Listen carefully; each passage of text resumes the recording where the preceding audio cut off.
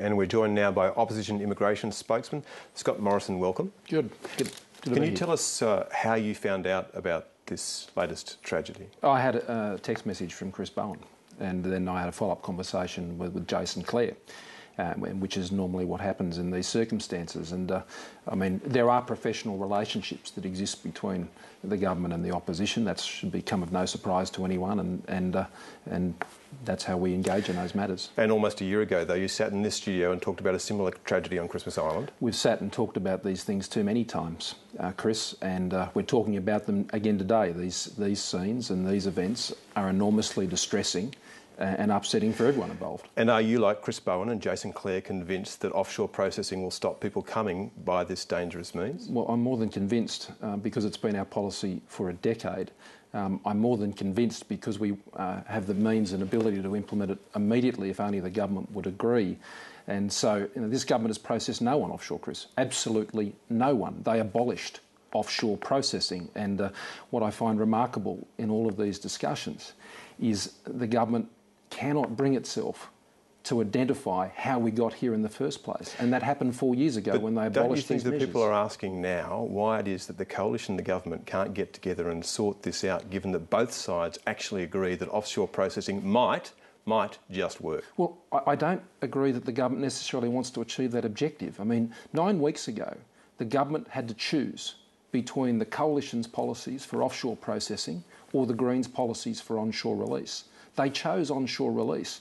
I mean, Dr. Khalid Kosis said from the Brookings Institute last week to the Lowy Institute, cannot see why the government would not seek to at least put back in place the measures that had worked before. And you knocked back a government measure which would have allowed offshore processing. No, we more than just did that. We made very clear to the government over many months why we believed the Malaysian policy was a failure, and it has been a policy failure. Because you were concerned about people's human rights. There were three and key... surely the foremost right is the right to life. There are three key criteria that we opposed the government on that measure. The first one is they were seeking to abolish all protections in the Migration Act for offshore processing, all protections. Secondly, their inability to provide protections in Malaysia, where we know people would be at risk, would present the need for more exceptions, which would be able to be peddled by people smugglers. And thirdly, by their own admission, they have a plan for just 10 boats, 800 people. Now, more have turned up in the last 16 days than that. And this government has no plan B for arrival 801. So Malaysia, the government needs to understand, has serious, insoluble problems. What they should do, and they could do this tomorrow, is establish TPVs tomorrow morning.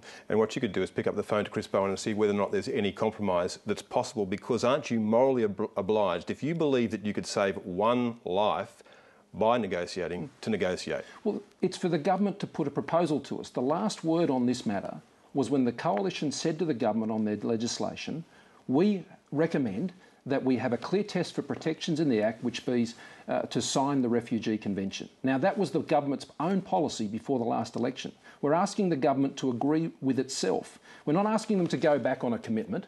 I mean, this is a government that will do cartwheels for the Greens and Independents on things they said they would never do, like a carbon tax. But they won't come to the coalition with now a response to our proposal, which was that we have offshore processing in countries that have signed the convention. Don't you think both sides are being damaged by this? Well, it looks like it's just bloody-mindedness, and it looks like the coalition has a particularly useful weapon at its disposal and it's going to use it as best it can. Well, I think that's a very cynical view, Chris. People not be able to get cynical by now? A year ago you were talking about this. And a year ago we were saying exactly the same thing. The government refuses to listen. They refuse to listen. They refuse to acknowledge how we have ended up in this place. Now, it is incumbent upon the government to put a concrete proposal to the coalition so we can work together. Otherwise, it's just talk. It's just talk. If the government is serious about having a way forward here, they must put a concrete proposal to the coalition. You say that the government has refused to listen, but you have access to the same advice that the government has. You know that its department was saying the thing that worked under your solution was boat turnarounds, and Malaysia, in essence, is the same kind of thing. That's the process that they're working on. It's not the same kind of thing. I don't agree with that at all. I mean, it's offshore processing. Boat turnarounds are not offshore processing. That's the same as trying to prevent boats returning people to their point of origin. No, it's it's not returning people to their point of origin. Their point of origin is actually Afghanistan, Pakistan and Iran, which and less you know than the jump-off point is Malaysia less for a lot than of people. No, the jump-off point is actually Indonesia, and that's where the coalition's policy is focused on returning boats, and that's as important as trying to ensure these boats never leave Indonesia in the first place. So a government that says it wants to prevent boats from leaving Indonesia and then says it won't return boats into Indonesia, I think has a real inconsistency in their approach. But offshore processing needs offshore protections. Now, this government wants to abolish those, and what they've brought into the parliament is a bill that seeks a blank cheque. Now, when people's lives are at risk and are concerned, I don't think any government should have a blank cheque, be it an Abbott government, be it a Gillard government, be it the Rudd government or any government. And the coalition has steadfastly says that we cannot agree to the complete abolition of protections in the Migration Act, which is what they're seeking. And if you're here in a year's time or even a couple of months' time having the same conversation about people having drowned because of this, while you believe that there was a solution open, while there was a possibility of negotiating, won't you have Chris, also morally there is a solution failed? available.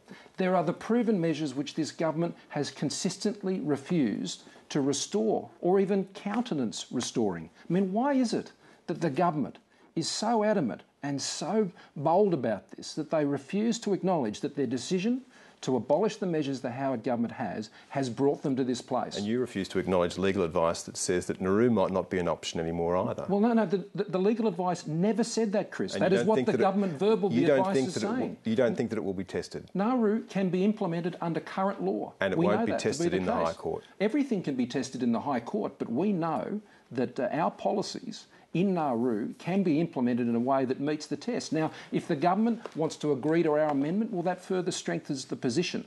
But it is really incumbent on a government not to talk about working together, but to actually do something concrete to achieve that by putting things on the table, which the government refuses to do. So I say to Mr Bowen, I say to the Prime Minister, if you have a concrete proposal to put on the table, then put it on the table. But that is the way to deal with the issue in moving forward. Now, you're personally close to Jason Clare. In fact, you actually walked the Kokoda Trail with him, with groups from your different electorates. And Sundarkan early this year too, yeah. So are you going to talk to him about this? Well, these matters are within the province of the Minister for Immigration and the Prime Minister. I mean, Jason was very helpful in the discussions we had on the weekend about the matters that were being updated regularly, and I think that was a helpful thing to happen between both sides of politics. But at the end of the day, this is a matter for the Prime Minister. The Prime Minister could reintroduce temporary protection visas tomorrow morning and actually allow us to move past today with at least one message to the people smugglers that they cannot sell permanent visas to Australia. On another matter, the New South Wales coroner today looked at the deaths ruled on the deaths of 3 men in Villawood last year and found that there were systemic failures in the system. Is our detention centre system failing as well? Yes, it is. I mean, we've lost control of the borders and we've lost control of the detention network. And the recent report into the riots, the Hawke-Williams review, found that the overcrowding and the pressures that placed on the system had largely rendered it incapacitated, I think, to deal with major crises and things of that nature. And this was one such crisis. I mean, it found that there just simply weren't the procedures in place to deal with these types of events. Now, that is extremely concerning. But the thing that is pressuring the system is the overcrowding and the rate of arrivals. The Richmond report just last week said the same thing. Scott Morrison, we'll leave it there. Thank you. Thanks a lot, Chris.